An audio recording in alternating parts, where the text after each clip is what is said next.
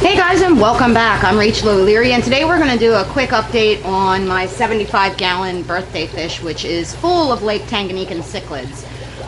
If you remember correctly, it started getting blue-green algae or cyanobacteria, and I decided to try just adding some additional filtration in order to deal with this.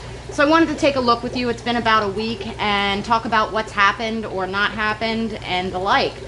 Just a quick note, I am going to be traveling all weekend, so I will resume videos probably Monday or Tuesday.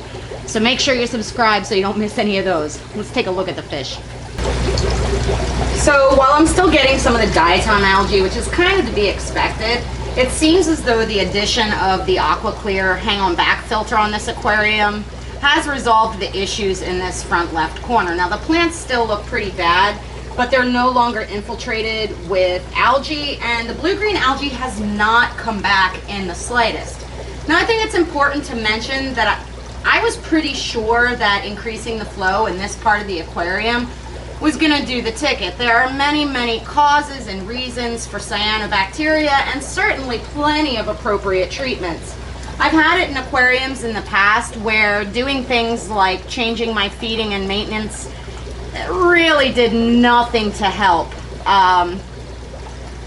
So, I mean, your mileage will vary. In my opinion, though, it's important to always start with the most simple solution and the least detrimental.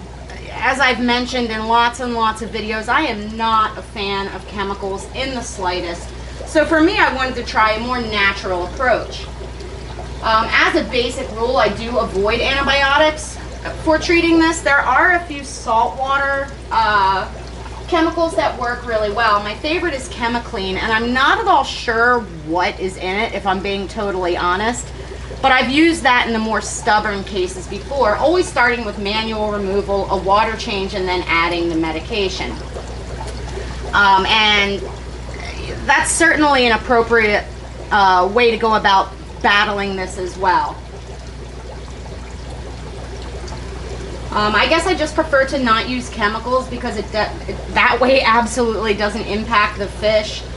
It doesn't impact the environment, and it doesn't cause any sort of antibiotic resistance or just more issues than we need. So for me, it's always best to start with the most natural approach to dealing with issues. And as always, your mileage will vary. I like to change one thing at a time to see what works and just kind of keep track of what's happening in the aquarium in order to deal with any issues that arise. It's important to mention as well that everyone's aquariums are different. Your water is different, your decor is different, the source of your fish is different, how you feed and what you feed is different, and all of these variables remove the ability to have cookie-cut answers when we start having issues in them. So it's important to just try and make your best educated guess and change things gradually in order to figure out what's going to work for you.